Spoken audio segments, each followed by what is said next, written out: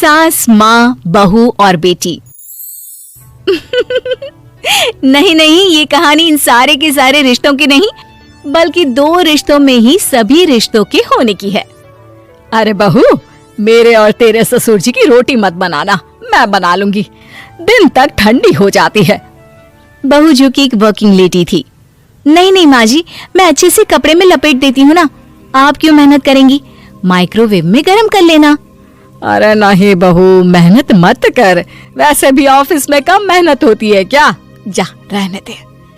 लेकिन बहू मानती नहीं, वो सास ससुर की रोटी बनाकर ही जाती है। दोपहर में खाने के वक्त ससुर जी कहते हैं, अरे बहू को रोटी बनाने के लिए क्यों मना कर दिया, क्या हो गया, ठंडा ही तो खाते आए हम लोग हमेशा से। अरे वो क्या है ना, सुबह ऑफिस जाती है, घर का सारा काम करने में वक्त लग जाता है, अरे थकती है वो अलग, तो मैंने सोचा बहाने से ही थोड़ा कम काम करवाऊं। ससुर मुस्कुरा रहे होते हैं। यह तो अच्छा है, बहू को समझना जरूरी है। वक्त बीत रहा था, घर में सब खुश थे कि एक दिन, माँ जी आप शाम को थोड़ा टहलने निकला करें, घर पर रह रहकर हड्डियां जाम होती है, पापा को भी ले जाया करिए, मैं वक्त पर तो आ जाती हूँ। बहू ठीक 5 बजे ऑफिस से घर आ जाती है, फिर चाय नाश्ता बनाकर सास ससुर के साथ बैठती, उन लोगों को सारा दिन का हाल बताती। रात को पति घर आता है। क्या बात है बेटा, ऑफिस से आकर कभी हम लोगों के साथ भी बैठा कर। अरे माँ, दिन रात काम करके मन ही नहीं करता, अगले दिन की फिर तैयारी होती है, आप और पापा ही कमरे में आ जाओ। इससे अच्छी तो बहू है, कितना भी थकी रहे, घर आकर हम लोगों के लिए चाय नाश्ता बनाना, फिर बातें करना। बहू ना होती तो हम बुढ़ा बुढ़िया तो बैठे ही रह जाते। सास और ससुर अब बहू के कहने पर शाम की सैर पर निकलने लगते हैं। सास की कई सहेलियां बनती है तो ससुर को भी कुछ बुजुर्ग लोगों का ग्रुप मिल जाता है।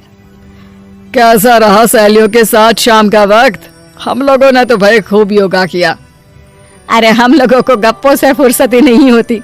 वैसे मिसेस मल्होत्रा आज बहू के बारे में कुछ बोल रही थी। तभी वहां ऑफिस से बहू आ जाती है जो जींस और टॉप में होती है। क्या बात है माँ, क्या कह रही थी आपकी सहेली आपकी बहू के लिए? सास इस बार बहू को कुछ अलग तरीके से देखती है और उल्टा सवाल ही दाग देती है। क्या कह रही थी वो हटा, ये बता, तेरे ऑफिस में तो मर्द भी काम करते होंगे ना? बहू जो अब तक मजाक कर रही थी वो सीरियस हो जाती है। मर्द होंगे नहीं माँ जी, मर्द ही ज्यादा है, हम 5 ही लड़कियां हैं ऑफिस में। अरे तो अच्छा लगता है क्या ऐसे कपड़े पहनती हो? कल से तुम ना साड़ी पहनकर ऑफिस जाना, और हाँ, शाम का नाश्ता थोड़ा जल्दी बनाया करो, नाश्ता बनाकर बाद में ही ऑफिस के कपड़े चेंज करने जाना। बहू को समझ में नहीं आता कि सास को हो क्या गया है, लेकिन वो कुछ नहीं कहती, सीधे किचन में जाकर चाय नाश्ता बनाती है और सास ससुर को दे देती है। अगले रोज बहू ऑफिस के लिए तैयार होती है तो खूब सुंदर सी साड़ी पहनती है और ऑफिस के लिए निकलने से पहले सास और ससुर के पैर छूती है और निकल जाती है। क्या बात है, आज मेधा के ऑफिस में लग रहा है कोई फंक्शन है।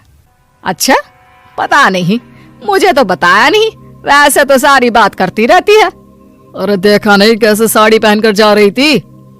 अरे वो तो मैंने ही बोला है उसे। अरे अच्छा लगता है क्या रोज रोज ऐसे सूट या जींस में जाना?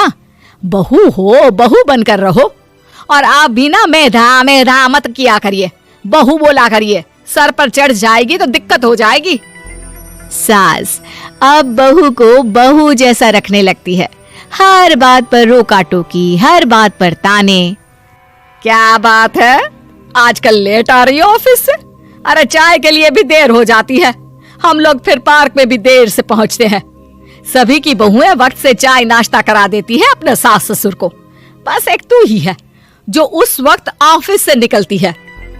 माँ जी, वो एक रास्ता पुलिस वालों ने न जाने क्यों बंद कर रखा है, जिसके कारण ट्रैफिक ज्यादा हो जाता है। मैं कोशिश करूंगी कल वक्त से पहले निकल जाऊं। ससुर देख रहे होते हैं कि बहू अब परेशान सी रहने लगी है। एक रोज, मेधा, बेटी मेधा। जी पिताजी। बेटा देख जरा कौन सी टी शर्ट अच्छी लग रही है। वो क्या है ना, शाम को सब बदल बदल कर टी शर्ट पहनते हैं, मैं भी सोच रहा हूँ कि आज कुछ अच्छा सा पहन कर जाऊं। हाँ पिताजी, ये सही है। ये लाल वाली ना बहुत जचेगी आप पर। मेरे पापा पर भी डार्क रंग बहुत जचता है। क्या चल रहा है? अरे ससुर के सामने घूंघट तो छोड़ो, ऊपर से रंग बताया जा रहा है टी शर्ट का। अरे बहू, कोई संस्कार दिए नहीं है क्या तेरी माँ ने? बहू इस बार बहुत निराश हो जाती है। वो वहां से तुरंत अपने कमरे में चली जाती है। अब बहू घर का सारा काम करती, ऑफिस जाती, लेकिन साड़ी और सर पर पल्ला लेकर। एक बार पड़ोसन उनके घर आती है। वाह सुमित्रा बहन, बहू का तो रूप ही बदल दिया। ठीक किया, बहू बहू जैसी ही अच्छी लगती है। अच्छा चलती हूँ मैं।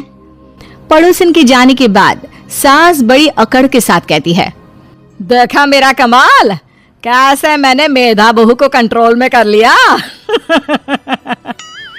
अब बारी ससुर के बोलने की थी। हाँ सुमित्रा, बिल्कुल, ये काम तो किया है तुमने, लेकिन कभी सोचा क्या खो दिया? क्या खो दिया? मैंने तो कुछ नहीं खोया जी।